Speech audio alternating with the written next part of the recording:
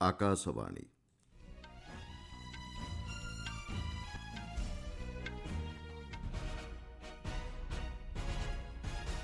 ସମ୍ବାଦ ପଢ଼ୁଛନ୍ତି ମଳୟ ରଞ୍ଜନ ମିଶ୍ର। ମୁଖ୍ୟ ସମ୍ବାଦ।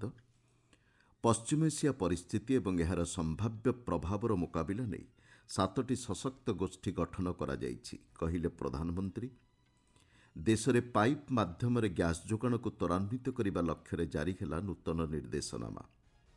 ଲୋକସଭାରେ ଆଜି ଅର୍ଥ ବିଲ୍ 2026 ଆଲୋଚନାର ଉତ୍ତର ପ୍ରଦାନ କରିବେ ଅର୍ଥମନ୍ତ୍ରୀ।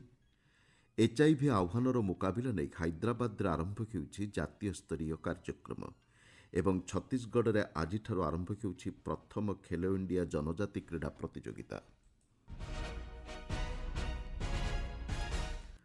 ପ୍ରଧାନମନ୍ତ୍ରୀ ନରେନ୍ଦ୍ର ମୋଦି କହିଛନ୍ତି ପଶ୍ଚିମ ଏସିଆ ସଂଘର୍ଷ ଏବଂ ଏହାର ସମ୍ଭାବ୍ୟ ଦୀର୍ଘକାଳୀନ ପ୍ରଭାବର ମୁକାବିଲା ଲକ୍ଷ୍ୟ ନେଇ 7ଟି ସଶକ୍ତ ଗୋଷ୍ଠୀ ଗଠନ କରାଯାଇଛି। ଆହ୍ୱାନର ମୁକାବିଲା ଲକ୍ଷ୍ୟ ନେଇ ଟିମ୍ ଇଣ୍ଡିଆ ଦୃଷ୍ଟିକୋଣ ଆଧାରରେ କେନ୍ଦ୍ର ସହିତ ମିଳିମିଶି କାର୍ଯ୍ୟ କରିବାକୁ ରାଜ୍ୟଗୁଡ଼ିକୁ ପ୍ରଧାନମନ୍ତ୍ରୀ ଅନୁରୋଧ କରିଛନ୍ତି। ସଂଘର୍ଷର ସମ୍ଭାବ୍ୟ ପରିସ୍ଥିତି ଉପରେ ଆଲୋକପାତ କରି ଶ୍ରୀ ମୋଦି କହିଛନ୍ତି ଏହି 7ଟି ଗୋଷ୍ଠୀ ଇନ୍ଧନ, ସାର, ଗ୍ୟାସ୍ ଯୋଗାଣ ଶୃଙ୍ଖଳ ଏବଂ ମୁଦ୍ରାସ୍ଫୀତି ଆଦି ବିଭିନ୍ନ କ୍ଷେତ୍ର ଉପରେ विकास लक्ष्य नहीं कार्य करेंगे। भारत सरकार ने एक इंटर मिनिस्ट्रियल ग्रुप भी बनाया है। 7 नए एम्पावर्ड ग्रुप्स का भी गठन किया गया है। ये group supply chain, petrol, diesel, fertiliser, gas, महंगाई ऐसे विषयों पर त्वरित और दूरगामी रणनीति के तहत कार्रवाई करने का काम करेंगे। राज्यसभा गतकाली विवृत्ति दे श्री मोदी पश्चिम एशिया क्षेत्र में शांति फेराई आने आलोचना और कूटनैतिक प्रयास पर गुरुत्व देइछन्ति। प्रधानमंत्री उत्तेजना ह्रास और हरमुज प्रणाली पुनः कार्यक्षम करने नहीं मत पोषण करिसेंति। पश्चिम एशिया संघर्ष परठारु उपसागरीय देशगुड़िकर नेतृवृंदों सह टेलीफोन माध्यम आलोचना होइथिबा श्री मोदी गृह को सूचना देइछन्ति। ईरान, इस्राएल और अमेरिका सह मध्य एही प्रसंग में मत विनिमय होइथिबा श्री मोदी कहिसेंति। युद्ध परिस्थिति भारत पई अशोधित तैल, ग्यास और सार समेत अत्यावश्यक सामग्री जोगाण क्षेत्र में एक आह्वान सृष्टि करिछि। तेबे एहाकु प्रतिहत करिबा पई आत्मनिर्भरशीलता एकमात्र विकल्प।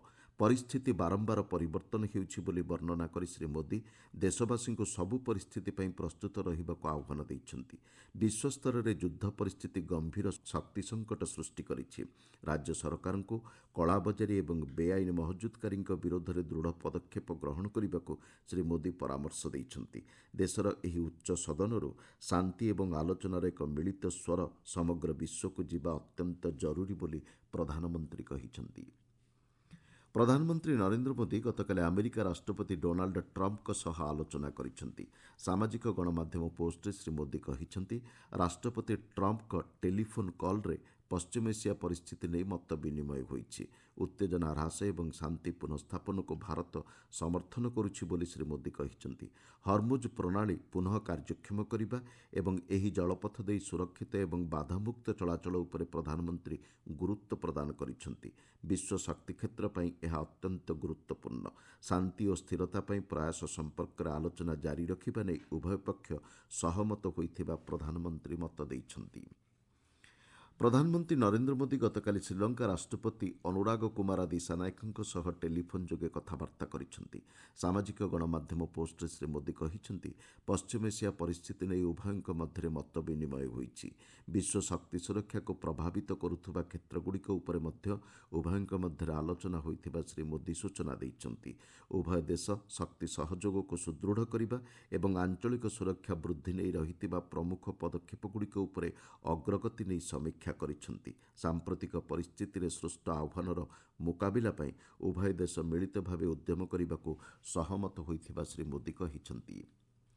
देश में शक्ति सुरक्षा को अधिक सुदृढ़ करने लक्ष्य नहीं पाइप माध्यम ग्यास जोगाण को त्वरान्वित करने सरकार पदक्षेप ग्रहण करिसेंति।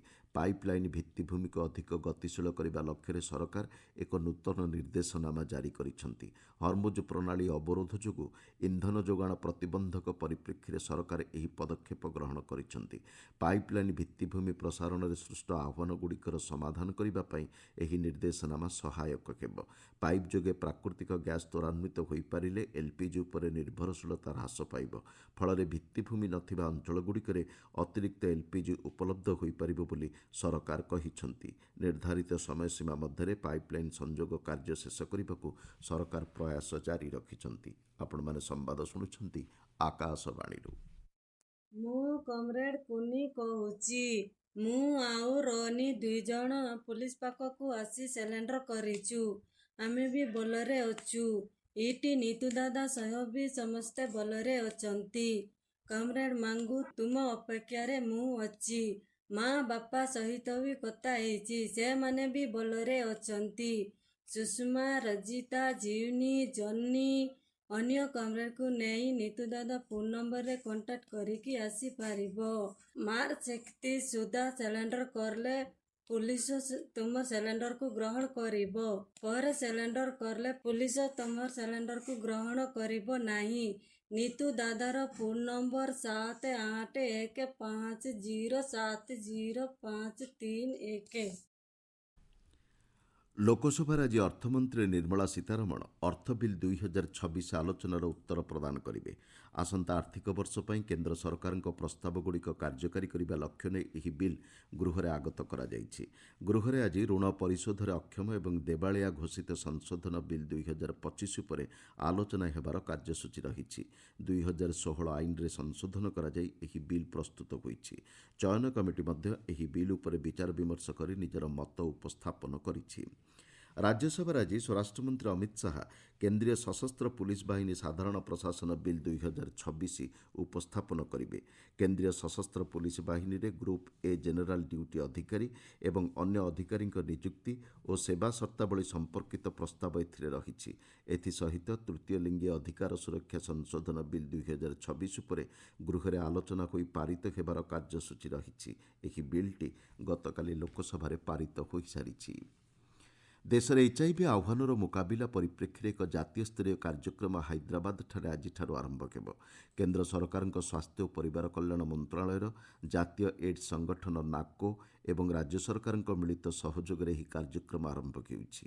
ଏଚ୍ଆଇଭିକୁ ପ୍ରତିହତ କରିବା ପାଇଁ ସମ୍ମିଳିତ ଉଦ୍ୟମ ଲକ୍ଷ୍ୟରେ ଏହି ପଦକ୍ଷେପ ଗ୍ରହଣ କରାଯାଇଛି।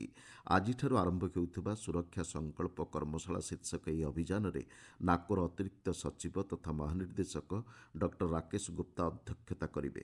ଜିଲ୍ଲାସ୍ତରୀୟ କାର୍ଯ୍ୟକ୍ରମଗୁଡ଼ିକୁ ଅଧିକ ତ୍ୱରାନ୍ୱିତ କରିବା ଲକ୍ଷ୍ୟରେ ଏହି ପଦକ୍ଷେପ ଗ୍ରହଣ କରାଯାଇଛି। ୟୁକ୍ରେନ୍ ଉପରେ ରୁଷ ଗତ 24 ଘଣ୍ଟା ମଧ୍ୟରେ ସର୍ବବୃହତ୍ ଆକାଶମାର୍ଗ ଆକ୍ରମଣ କରିଛି। 948ଟି ଡ୍ରୋନ୍ ମାଧ୍ୟମରେ ୟୁକ୍ରେନ୍ର ବିଭିନ୍ନ ଅଞ୍ଚଳ ଉପରେ ଏହି ଆକ୍ରମଣ ହୋଇଛି।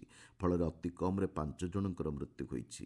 ଲୁଇଭ୍ ସହରରେ 22 ଜଣ ଆହତ ହୋଇଥିବା ବେଳେ ଏହି ସଂଖ୍ୟା ବୃଦ୍ଧି ପାଇବାର ସମ୍ଭାବନା ରହିଛି ବୋଲି ସେଠାକାର ମେୟର ସୂଚନା ଦେଇଛନ୍ତି।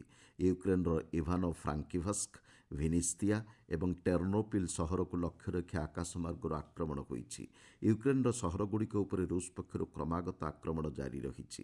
ଇରାନ୍ ଉପରେ ଆମେରିକା ଓ ଇସ୍ରାଏଲ୍ ଆକ୍ରମଣ ପରିପ୍ରେକ୍ଷୀରେ ଆମେରିକା ମଧ୍ୟସ୍ଥତାରେ ରୁଷ ଓ ୟୁକ୍ରେନ୍ ମଧ୍ୟରେ ଚାଲିଥିବା ଯୁଦ୍ଧବିରତି ଆଲୋଚନା ସ୍ଥଗିତ ରହିଛି। ଆକାଶବାଣୀରେ ଲୋକଙ୍କ ପଦ୍ମ ଶୀର୍ଷକ ଧାରାବାହିକରେ ଆଜି କୃଷି ବୈଜ୍ଞାନିକ ଡକ୍ଟର ଅଶୋକ କୁମାର ସିଂଙ୍କ ସହ ସାକ୍ଷାତ ଆଲୋଚନା ପ୍ରସାରଣ କରାଯିବ। ବିଜ୍ଞାନ ଏବଂ ଇଞ୍ଜିନିୟରିଂ କ୍ଷେତ୍ରରେ ଅବଦାନ ପାଇଁ ଶ୍ରୀ ସିଂଙ୍କୁ ପଦ୍ମଶ୍ରୀରେ ସମ୍ମାନିତ କରାଯାଉଛି।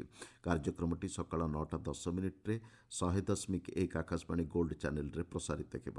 ଶ୍ରୋତାମାନେ ନ୍ୟୁଜ୍ ଅନ୍ ଏଆଇଆର୍ ଆପ୍ ଏବଂ ନ୍ୟୁଜ୍ ଅନ୍ ଏଆଇଆର୍ ଅଫିସିଆଲ ୟୁଟ୍ୟୁବ୍ରେ ଏହି କାର୍ଯ୍ୟକ୍ରମ ଶୁଣିପାରିବେ।